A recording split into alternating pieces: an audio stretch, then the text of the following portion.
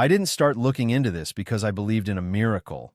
I started because my neighbor, a retired school teacher named Margaret, showed me her glucose logs. She was 67, diligent about her health, and she had been pricking her fingers 4 times a day for 3 years.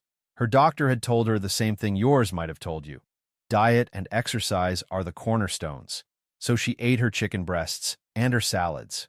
But those numbers, those fasting glucose readings in the morning, they just kept creeping up. She looked at me one afternoon, frustrated, and said, "I'm doing everything right. Why isn't my body listening?"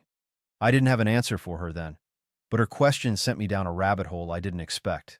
I started digging into the research, not on exotic supplements or complex pharmaceutical interventions, but on something so basic, so ordinary, that we have walked past it in the grocery store 1,000 times. What I found changed how I view the dinner plate entirely, especially for those of us navigating the physiological shifts that happen after 40 and 50. This isn't about deprivation. It isn't about chewing on flavorless twigs. It's about understanding a conversation happening in your body right now, a conversation between your mouth, your brain, and your pancreas. And it turns out the vegetables on your plate are some of the most eloquent speakers in that dialogue. We have been taught to think of vegetables as simply low-calorie filler or fiber delivery systems. We think we eat them to feel full, or to get our vitamins, or to make our plates look colorful. But that's like saying a symphony is just a way to fill a concert hall with noise. It misses the point entirely. Today we are going to reframe that narrative. We are going to look at specific vegetables not as passive passengers on your plate, but as active, signaling agents that can literally instruct your body to handle sugar differently. This isn't about the vegetables themselves being magical. It's about the chemical conversation they initiate. We are going to explore the science of how these plants talk to your cells, and how, by simply changing what you put on your fork, you can begin to reverse the metabolic stiffness that often sets in with age. The core concept we will anchor everything on is something called cephalic phase insulin release, or CPIR. It's a fancy term for a very simple idea. Your digestion doesn't start in your stomach. It starts in your brain, the moment you taste, smell, and even see food. Let's break down the mechanism, because if you understand this, the entire blood sugar diet narrative becomes crystal clear. Imagine your body is a house with a sophisticated heating system. You don't wait for the house to freeze to turn the heat on. You have a thermostat that anticipates the cold. Your body does the same with sugar. The moment sensory signals from food, the taste, the aroma, the sight, hit your brain, your vagus nerve fires. This is the superhighway of communication between your brainstem and your visceral organs. In a healthy, responsive system, the brain sends a signal down that vagus nerve to your pancreas. It says, "Hey, prepare for landing. Sugar is coming in. Release a small pulse of insulin now to get ahead of the curve." This is the cephalic phase. It's the opening act. It primes the muscles and liver to be ready to accept glucose. It's the single most important factor in preventing a massive blood sugar spike. But here is the tragedy of the modern diet and the aging body. We have dulled this response. We eat hyper-palatable, processed foods that blast the taste buds, or we eat so quickly and mindlessly that the brain never gets a clear signal. The vagus nerve gets sluggish. The pancreas doesn't get the memo, so when the sugar and carbohydrates finally hit your bloodstream, your body is caught off guard. It has to mount a frantic emergency response, flooding the system with a massive dose of insulin, which often overshoots, leading to the dreaded blood sugar crash and the cycle of craving that follows. Now, certain vegetables are master key turners for this locked door. They are not just providing fiber to slow absorption, they are providing the sensory and chemical signals to reawaken that cephalic phase. They get the orchestra tuned up before the conductor even walks on stage. Let's look at how this plays out, counting down the benefits from the remarkable to the truly profound, all anchored in this understanding of signaling and physiology. Benefit number 10. They re-establish cephalic phase sensitivity through bitter compounds. Starting at number 10, we have to talk about taste, not flavor, but the specific sensory input of bitterness. As we age, our taste buds can atrophy and become less sensitive. We tend to gravitate towards salt and sweet because they are the loudest signals. But your tongue is covered in taste receptors, including specific receptors for bitterness that are directly wired to the vagus nerve. Vegetables like bitter melon, arugula, radicchio, and dandelion greens are potent sources of these bitter compounds. When these compounds hit the back of your tongue, they don't just taste unpleasant to a palate unaccustomed to them, they trigger a neurological cascade. They are essentially knocking on the door of your brainstem, shouting, "Wake up! Complex plant compounds incoming. Get the digestive enzymes ready. Prime the pancreas." By incorporating these bitter greens into your meals, you are manually restarting a conversation that may have gone quiet. You are forcing the vagus nerve to pay attention, which in turn resets the timing of your insulin release. You are not just eating a salad, you are performing a neurological tune-up. Benefit number 9, they improve gut barrier integrity to reduce inflammatory signaling. Number 9 is about the gut wall. We often talk about blood sugar in isolation, but chronic high blood sugar is intimately connected to inflammation, and inflammation often starts in the gut. Specifically, vegetables like okra, artichokes, and asparagus are rich in specific types of soluble fiber and prebiotics that feed the beneficial bacteria in your large intestine. When these bacteria ferment this fiber, they produce short-chain fatty acids, particularly a compound called butyrate. Think of butyrate as the fertilizer for the cells lining your gut wall. It strengthens the tight junctions between these cells. Why does this matter for blood sugar? Because when the gut barrier is weak, a condition often called leaky gut, large food particles and bacterial toxins like lipopolysaccharides, LPS, can slip into your bloodstream. This triggers a systemic immune response, a low-grade inflammation. And this inflammation directly interferes with the insulin receptor sites on your muscle and fat cells. It makes them deaf to insulin's signal. So by eating these prebiotic vegetables, you are feeding your gut bacteria so they can produce butyrate, which seals the gut, reduces inflammatory toxins in the blood, and therefore keeps your insulin receptors sensitive and listening.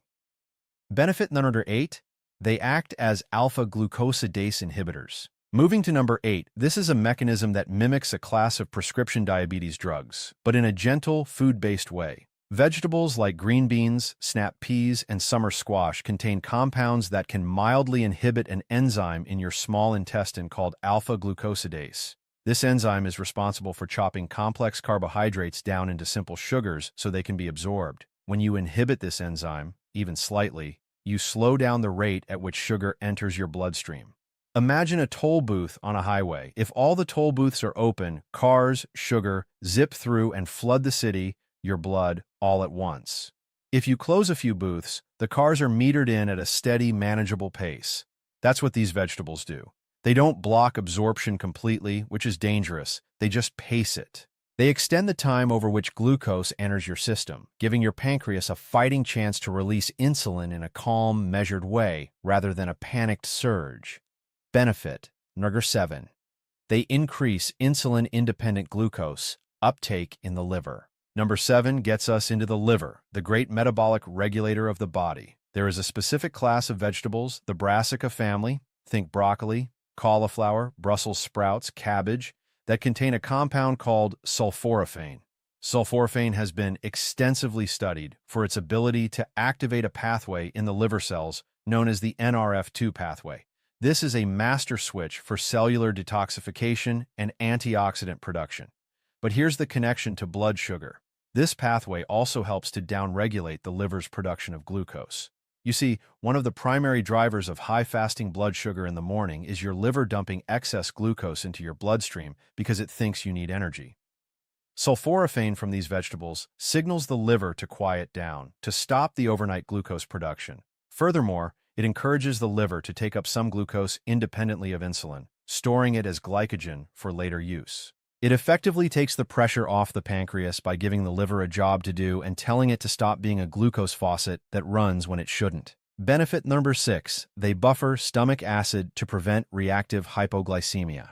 Number 6 is a subtle but powerful one, and it centers on the stomach environment. Vegetables like spinach, kale, and Swiss chard are highly alkalizing and mineral-rich. When you eat them, particularly in a salad before a meal, they act as a buffer in the stomach. Why does this matter? The speed at which food leaves your stomach and enters the small intestine, gastric emptying, is partially regulated by acidity. If your stomach contents are too acidic, the pyloric sphincter can clamp down. But a more buffered, balanced environment can lead to a more regulated, steady release of chyme, partially digested food, into the small intestine. This prevents the avalanche effect, where a huge load of sugar suddenly hits the intestine and gets absorbed all at once, causing a spike. It smooths the transition. For those who experience reactive hypoglycemia, the blood sugar crash a few hours after eating, this buffering action is critical. It prevents the dramatic spike that necessitates the dramatic crash, keeping your energy levels stable for hours after the meal. Benefit number 5. They provide chromium for insulin receptor sensitivity. Halfway through our countdown, at number 5, we look at a mineral, not a vitamin. Broccoli, green beans, and potatoes with the skin are excellent sources of a trace mineral called chromium. Now, chromium is not insulin, and it doesn't force your body to produce more. What it does is far more elegant. Chromium is a key component of something called chromatolin, a molecule that helps insulin bind to its receptors on your cells. Think of insulin as a key and the receptor as a lock. Sometimes, with age and metabolic stress, the lock gets rusty. The key still fits, but it's hard to turn. Chromium is the lubricant. It enhances the signal of insulin. By ensuring you have adequate chromium in your system from these vegetable sources, you are making the insulin your body already produces work more efficiently. You are effectively lowering the amount of insulin required to clear glucose from your blood, which reduces the burden on your pancreas and reduces the long-term damage of hyperinsulinemia, chronically high insulin levels. Benefit number 4. They activate the liver's glycogen storage capacity. Number 4 takes us back to the liver, focusing on a different nutrient. Magnesium, found abundantly in dark leafy greens like spinach and collard greens, as well as in avocado and pumpkin seeds. Magnesium is involved in over 300 enzymatic reactions in the body, and one of the most important is the process of glycogenesis, the conversion of glucose into glycogen for storage. After you eat, your liver and muscles are supposed to sponge up excess glucose and pack it away as glycogen for later use. This process is magnesium-dependent. Without sufficient magnesium, this storage mechanism is sluggish. The glucose just lingers in the blood. Many people over 50 are chronically low in magnesium due to soil depletion, medications, and stress. By eating magnesium-rich vegetables, you are providing the necessary cofactor for your liver and muscles to act like a sponge. You are giving them the tool they need to pull sugar out of the bloodstream and put it where it belongs, in the cellular pantry, not floating around causing damage. Benefit number 3, they downregulate inflammatory cytokines via polyphenols. Number 3 is about the deep intelligence of the plant world. Vegetables like red cabbage, beets, red onions, and artichokes are deeply pigmented. These pigments, anthocyanins and betalains, are not just for show. They are powerful polyphenolic compounds that act directly on your immune cells. Chronic hyperglycemia creates oxidative stress, which in turn activates inflammatory signaling molecules called cytokines. These cytokines, like TNF-alpha and IL-6, cause further insulin resistance. It's a vicious cycle. The polyphenols from these deeply colored vegetables work by inhibiting the NF-κB pathway, which is the master switch for inflammation inside your cells. By turning down this inflammatory switch, they break the cycle. They quiet the cellular panic that high blood sugar creates, allowing the cell to hear the insulin signal again. They are the peacemakers in a battlefield created by poor diet and metabolic stress. Benefit number 2, they modulate the gut microbiome to produce beneficial postbiotics. We are now at number 2, which is the culmination of many of the previous benefits. It's not just about the vegetables themselves, but about what they become inside you. Vegetables high in resistant starch and specific fibers like cooked and cooled potatoes in a potato salad, for instance, green bananas, plantains, jicama, and parsnips don't get digested in the small intestine. They travel down to the colon, where our gut bacteria have a feast. As these bacteria metabolize this resistant starch, they release those postbiotics we mentioned earlier like butyrate, propionate, and acetate.